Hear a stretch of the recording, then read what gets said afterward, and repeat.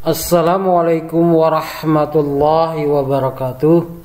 Siswa-siswi kelas 9 yang Bapak banggakan, bertemu kembali dengan Bapak dalam mata pelajaran ilmu pengetahuan alam. Sebelum kita mulai pembelajaran pada hari ini, kita buka dulu dengan membaca basmalah. Bismillahirrahmanirrahim.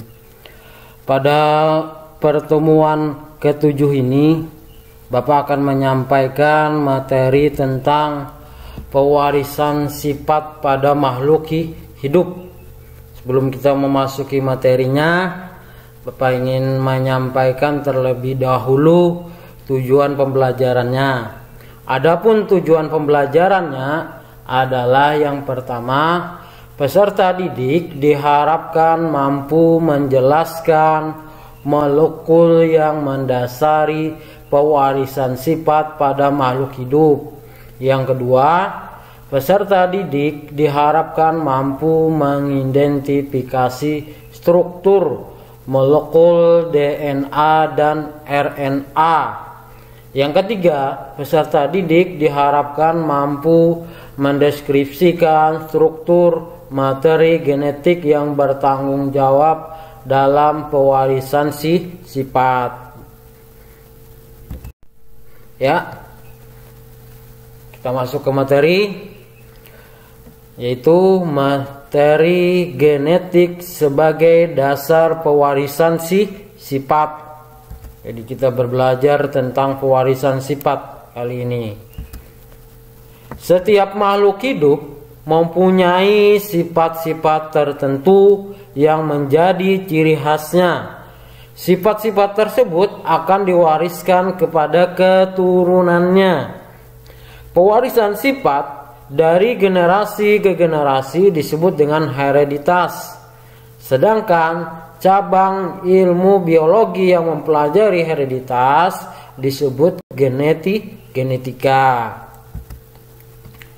Materi genetik itu memegang peranan penting dalam proses pewarisan sifat, baik itu warna kulit, bentuk rambut, bentuk hidung, atau bahkan beberapa jenis penyakit tertentu tidak serta-merta dimiliki oleh seseorang.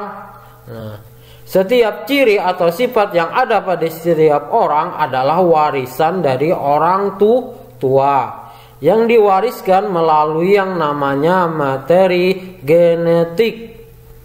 Apa itu materi genetik? Nah, apa sebenarnya materi genetik?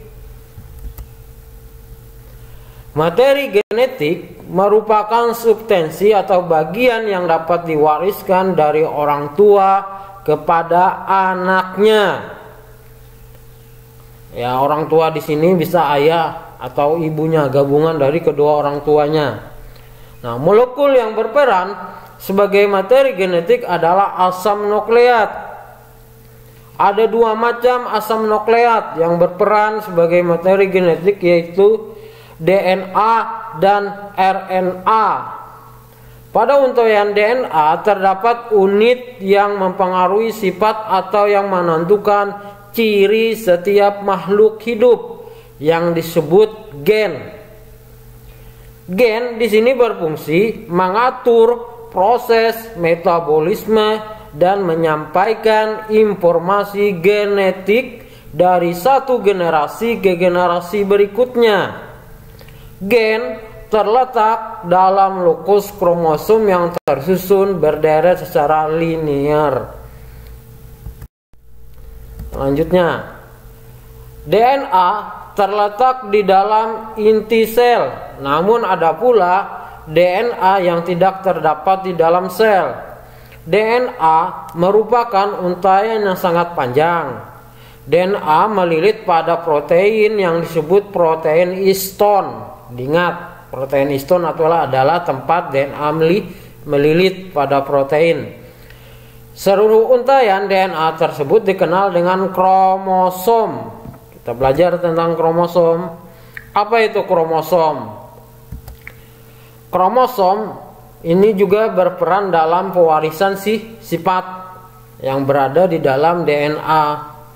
Ya. Nah, kromosom adalah struktur berbentuk batang yang terdiri atas dua komponen molekul, yaitu protein dan asam nukleat.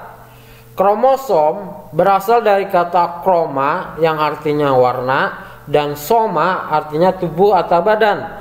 Jadi, kromosom dapat diartikan sebagai badan yang mampu menyerap warna.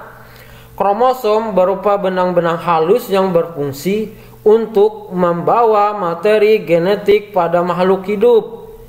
Suatu kromosom terdiri atas beberapa bagian, yaitu ada kromonema, adalah pita berbentuk spiral di dalam kromosom. Ada kromomer, adalah bagian kromonema yang mengalami penebalan, yang mana di bagian ini berfungsi sebagai pembawa sifat keturunan dan menempati suatu bagian yang disebut dengan lokos gen. Kemudian ada lagi sentromer, adalah daerah kontraksi atau pelekukan di sekitar pertengahan kromosom. Bagian ini berfungsi mengatur pergerakan kromosom selama pembelahan sel. Selanjutnya ada satelit, adalah bagian kromosom yang berbentuk bulatan dan terletak di ujung lengan kromosom. Fungsinya di sini adalah ya di ujung, merupakan berbentuk bulatan di bagian ujung kromotid satelit. Nah, selanjutnya ada telomer, adalah daerah terujung pada kromosom ya, yang berfungsi di sini menjaga stabilitas bagian ujung kromosom agar DNA di daerah tersebut tidak terurai dan menghalangi bersambungnya kromosom yang satu dengan lainnya. Nah, itu berbicara tentang kromosom. Kita lanjut masih dengan kromosom. Macam-macam kromosom. Berdasarkan letak sentromernya, kromosom dibedakan menjadi 4 macam. Yang pertama ada metasentrik, apabila sentromernya terletak di tengah-tengah kromosom. Yang kedua submetasentrik, apabila sentromernya terletak mengarah ke salah satu ujung kromosom sehingga kedua lengan kromosom tidak sama panjang. Yang ketiga akrosentrik, apabila sentromernya terletak di dekat ujung kromosom sehingga kedua lengan kromosom tampak sangat berbeda, yang satu panjang dan yang lainnya pendek. Yang keempat telosentrik, apabila sentromernya terletak di ujung kromosom sehingga kromosom hanya mempunyai sebuah lengan. Nah, bisa dilihat pada gambar di samping, yang mana lengan, yang mana sentromernya.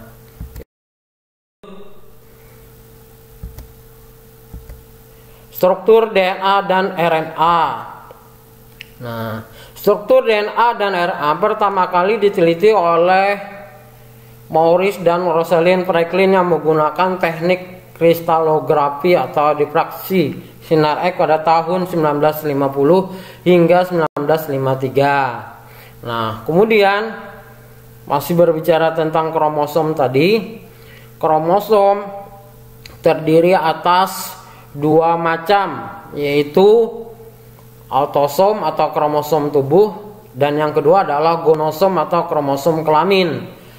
Autosom atau kromosom tubuh adalah kromosom yang menentukan ciri-ciri tubuh. Manusia mempunyai 44 buah atau 22 pasang autosom.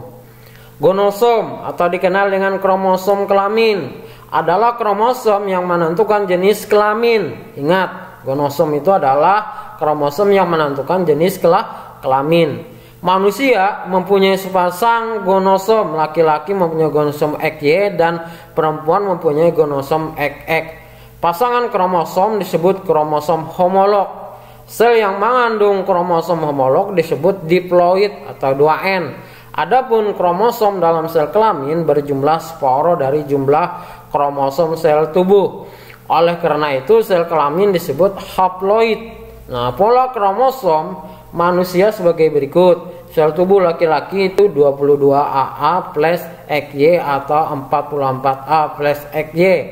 Sel tubuh perempuan itu 22 AA plus XX atau 44A plus XX. Sel telur 22A plus X. Sel sperma 22A plus X atau 22A plus Y. Nah, selanjutnya adalah struktur DNA. DNA dijumpai pada nukleus, mitokondria, plastik, seriol dan membentuk senyawa nukleoprotein, nukleoprotein. DNA tersusun dari banyak nukleotida atau polinukleotida. Bisa dilihat pada gambar. DNA merupakan dua rantai polinukleotida yang saling terpilih membentuk tangga tali ganda atau dikenal dengan double helix. Nah, dalam rantai DNA tersebut, sitosin G selalu berpasangan dengan guanin G dan dihubungkan oleh 3 ikatan hidrogen. Sementara itu, adenin A selalu berpasangan dengan timin T dan dihubungkan oleh 2 ikatan hidrogen. Bisa dilihat pada gambar. Nah, selanjutnya adalah RNA. Seperti halnya DNA, RNA terdiri atas gula petosa, gugus fosfat dan basa nitrogen. Basa nitrogen menyusun RA terdiri atas basa purin yang meliput adenin A dan guanin G serta pirimidin yang meliputi urasil dan sitosin. Pada RNA tidak terdapat basa timin, tetapi digantikan dengan urasil. RNA merupakan rantai tunggal atau single helix yang fungsinya berkaitan erat dengan sintesis protein. Demikianlah materi yang dapat Bapak sampaikan. Kurang lebihnya Bapak mohon maaf. Semoga apa yang Bapak sampaikan bisa dipahami, dimengerti dan dipelajari kembali. Tetap semangat untuk selalu belajar. Kita akhiri pembelajaran pada hari ini dengan membaca alhamdulillahirabbil alamin. Assalamualaikum warahmatullahi wabarakatuh. Terima kasih.